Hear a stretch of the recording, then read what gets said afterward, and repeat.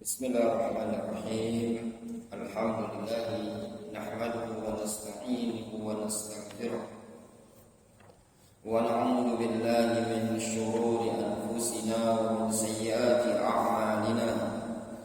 May yahdihillahu fala mudilla lahu wa may yudlil fala hadiya lahu.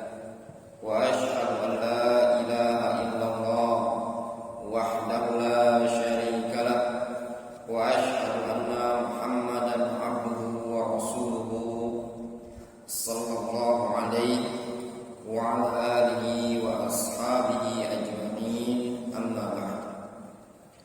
Ayyuhal ikhwah rahimani wa rahimakumullah jami'an, ya tullabal ilm, qad intahayna fi bab nawaqidil wudu, pada bab permasalahan hukmul kharij minas sabilain, hukum yang keluar dari dua jalan. Fal khulasa, sesuatu yang keluar dari dua jalan ada dua macam, dua jenis. Yang pertama al kharij al mu'tad, yang keluar tersebut sesuatu yang memang lumrah, sudah menjadi kebiasaan. Apa itu? Seperti BAB, BAK, kotoran ataupun air kencing ataupun darah haid. Ini sepakat para ulama membatalkan wudu. Yang kedua, al-kharij minas sabilain, yaitu ghairu mu'tad, sesuatu yang di luar kebiasaan normalnya, seperti batu, kerikil misalnya, dud, cacing. Nah, seperti ini terjadi khilaf di kalangan para ulama. Fal khulas wa rajih annahu naqidun lil wudu. Kesimpulannya, pendapat yang rajih, hal tersebut juga membatalkan wudu. Kita lanjutkan hadis yang berikutnya. Hadis nomor 56 57, ya, di bukunya antum.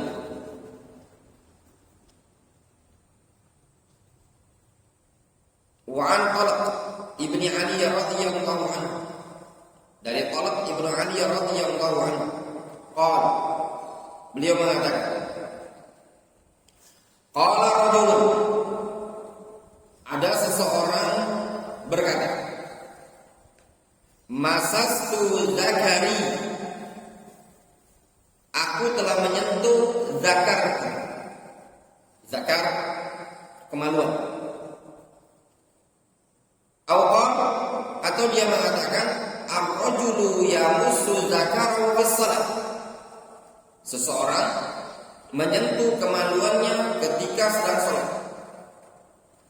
A'alaihi wudu, apakah wajib bagi dia berwudu? Faqala an-nabiy sallallahu alaihi wasallam, la.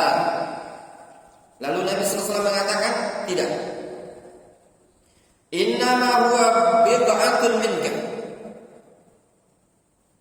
sesungguhnya zakat tersebut adalah bagian dari dirimu.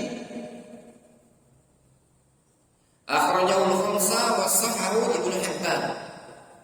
Hadis ini diriwayatkan oleh 5 imam dan disahihkan oleh Ibnu Hibban. Wa qala Ibnul Madini, berkata Ibnul Madini. Siapa Ibnul Madini di sini? Rio? Farhan? Ali Ibnu Abdullah Ibnul Madini. Ali Ibnul Madini, beliau mengatakan, huwa ahsanu min hadits Busra. Hadis Talq Ibnu Ali lebih bagus dibandingkan hadis Busra bin Safwan.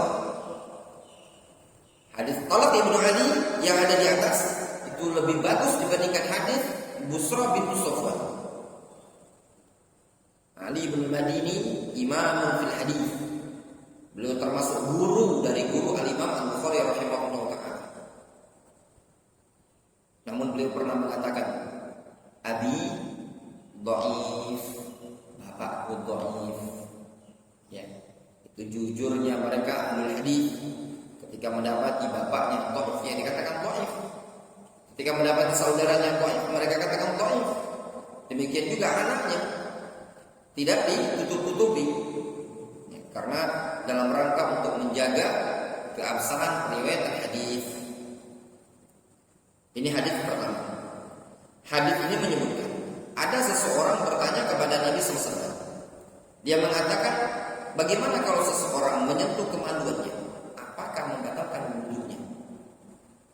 Nabi SAW mengatakan tidak. Sekarang kita baca hadis yang kedua. Wa an Busra binti Safwan radhiyallahu anha, anna Rasulullah sallallahu alaihi wasallam. Disebutkan dalam hadis Busra binti Safwan, Nabi SAW beliau pernah mengatakan, man sanna atau man massa dzakarahu falyatawadda. Man massa dzakarahu falyatawadda. Kata Nabi SAW, barang siapa yang menyentuh zakarnya dia, kemaluannya dia, falyatawadda, hendaklah dia berwudu. Akhrajahu al-khamsa wa sahahu at-Tirmidzi wa Ibnu Hibban. Wa qala al-Bukhari huwa asahhu syai'in fi hadzal bab. Ini diriwayatkan Pak Imam juga, disahihkan oleh At-Tirmidzi dan Ibnu Hibban. Al-Imam Al-Bukhari mengatakan ini hadis yang paling sahih dalam bab ini. Jelas? Ini hadis yang paling sahih pada bab ini tadi. Difahami itu hadis ini? Jadi ada hadis Khalid bin Ali yang menyebutkan apa? Kalau orang sudah berwudu menyentuh kemaluan tidak batal wudunya. Sedangkan hadis Busra binti Safwan menyebutkan kalau orang menyentuh kemaluan maka hendaklah dia berwudu. Menunjukkan apa? Wudunya batal. Kita baca keterangan di sini. Imam Bukhari mengomentari hadis Busra, itu hadis adalah hadis yang paling sahih dalam bab ini tadi. Dalam bab pembatal wudu yang berkaitan dengan apa? Berkaitan dengan menyentuh kemaluan. Takhrijul hadisain. Takhrij kedua hadis.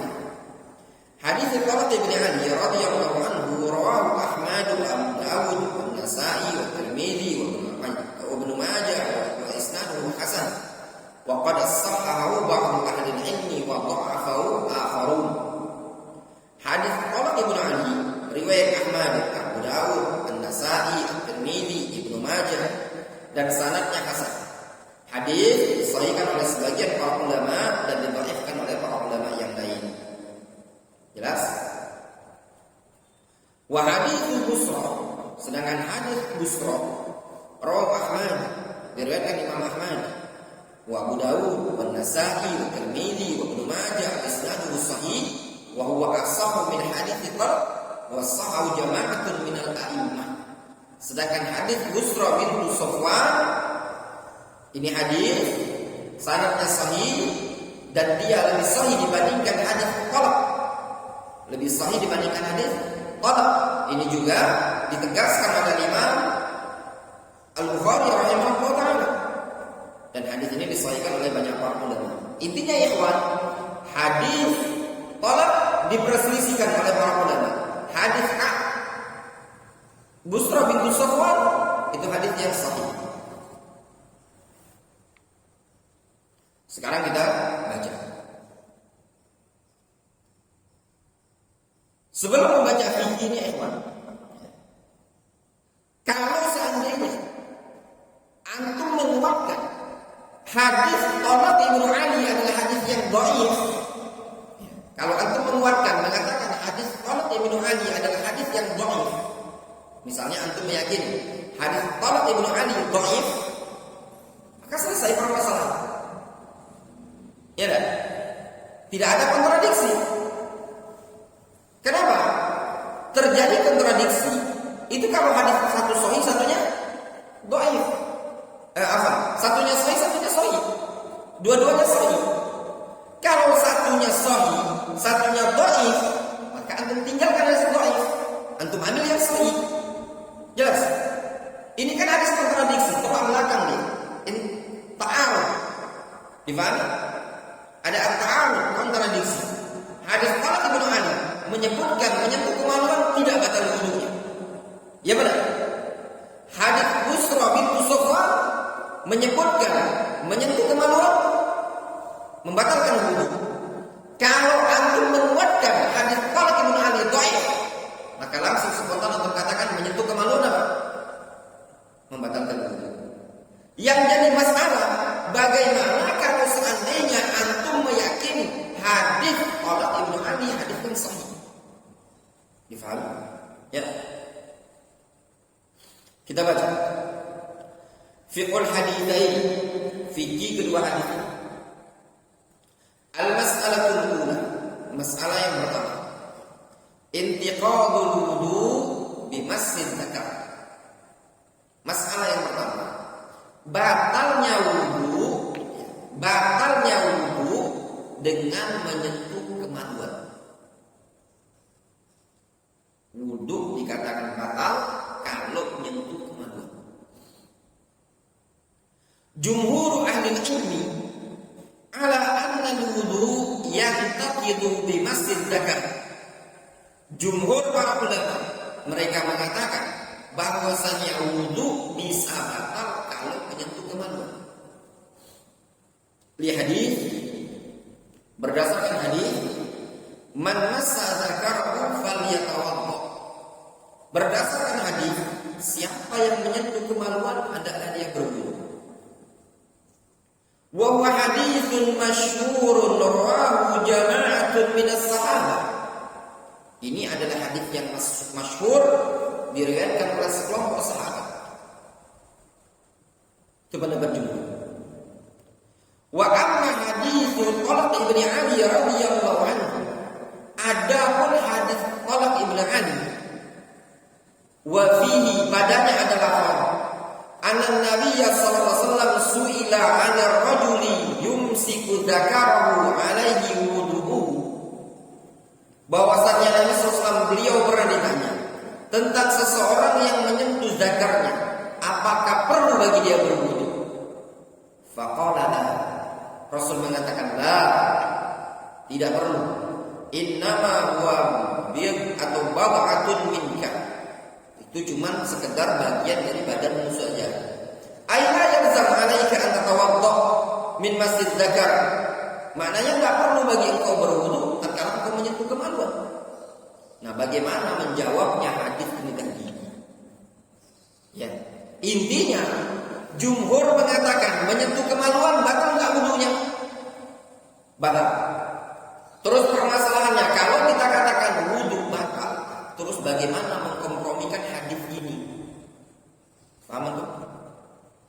Bagaimana mengkompromikan hadis ini tadi? Fal jawabu 'alaihi min wujuh. Maka jawabannya dari beberapa sisi. Al-awwal, sisi yang pertama, annahu haditsun dhaif. Alasan yang pertama, ini hadis dhaif. Faqad dha'afahu jama'atun minal a'immah. Ini hadis didhaifkan oleh sekelompok para ulama.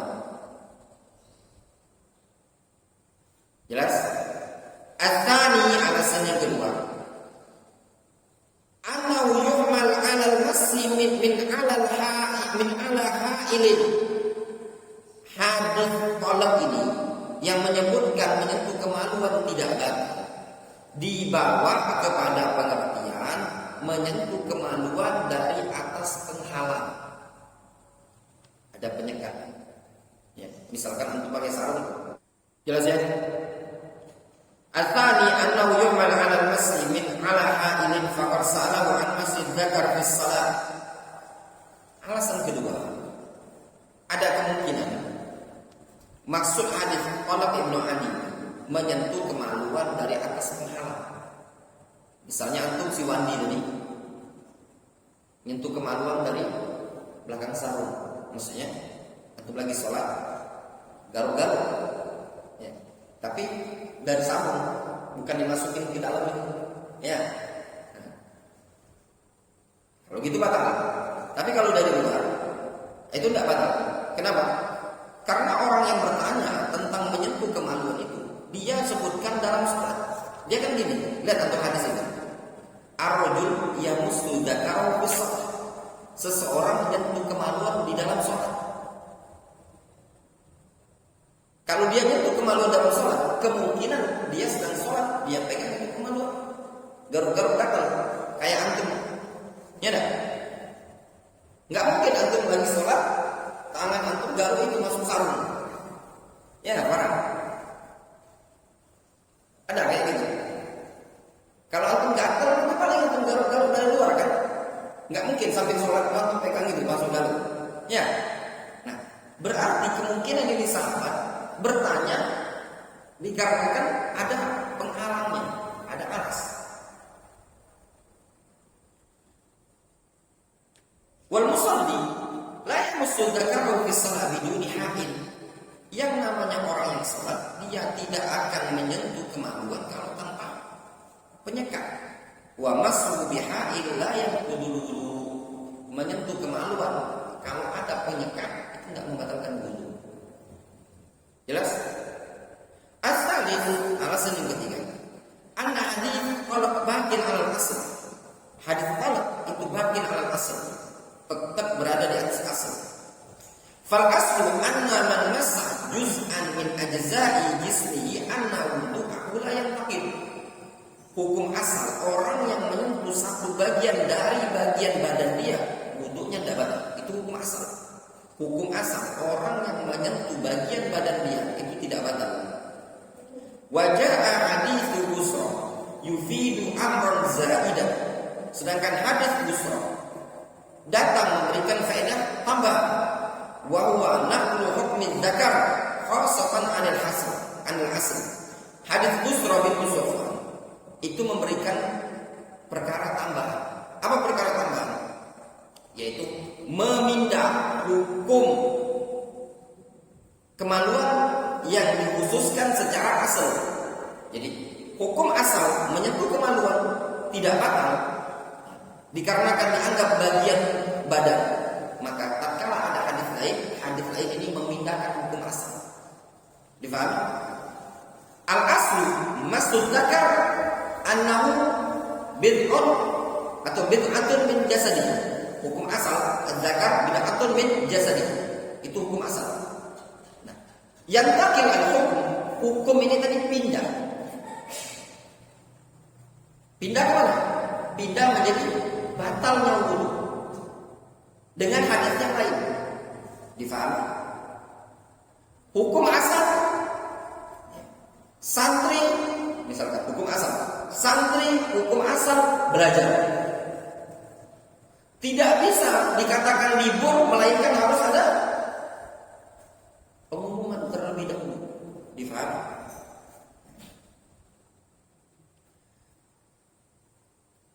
Wanakil anil asal muqaddam. Yang memindahkan dari hukum asal itu lebih didahulukan. Kenapa? Li'anna ma'hu ziyadata ilmin wa hukmin. Dikarenakan bersama hukum asal ini tadi ada tambahan ilmu dan hukum. Fakhassa dzikru atau fakhassa al-dzikra min baqiyatil a'dha wa huwa al-arjah.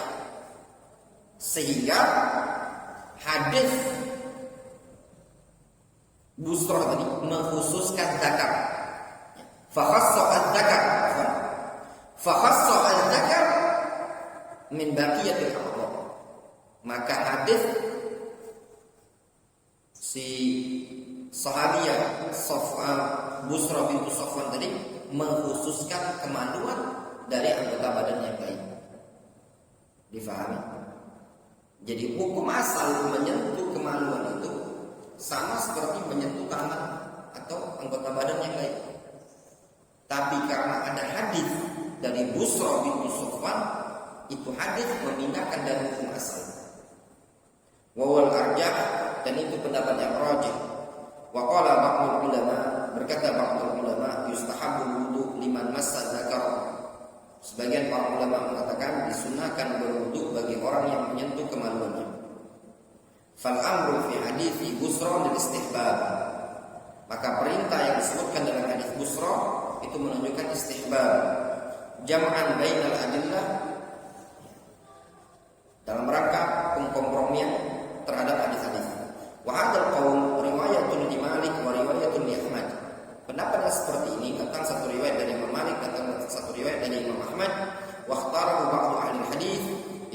oleh sebagian para ulama ahlul hadis, wa rajjahu Ibnu Taimiyah, ini pendapat dirajihkan oleh Ibnu Taimiyah, wa hadzal qaul lahu hadzun minan nazar. Pendapat yang seperti ini masih memiliki sudut pandang yang bisa dibenarkan oleh ulama. Difahami? Jadi ringkasnya, kalau antum mau perhatikan seperti ini, ada 3 pendapat di kalangan para ulama tentang menyentuh kemaluan tanpa penyekat. Ada yang menyatakan menyentuh kemaluan tanpa penyekat batal. Ada yang menyatakan tidak batal. Ada yang menyatakan disunahkan berwudu. Wallahu a'lam. Kalau pendapat jumhur mengatakan menyentuh kemaluan itu batal. Namun sebagian para ulama mengatakan menyentuh kemaluan tidak batal, namun disunahkan berwudu. Ya. Itu pendapat yang disebutkan oleh Syekh di terakhir. Lahu hadzun minan nazar. Ya. Masih ada sudut pandang yang bisa ditinjau. Wallahu a'lam. Ya. Kita cukupkan dulu sampai sini. Kita cukup dulu sampai sini. Insyaallah nanti kita dengar bisa.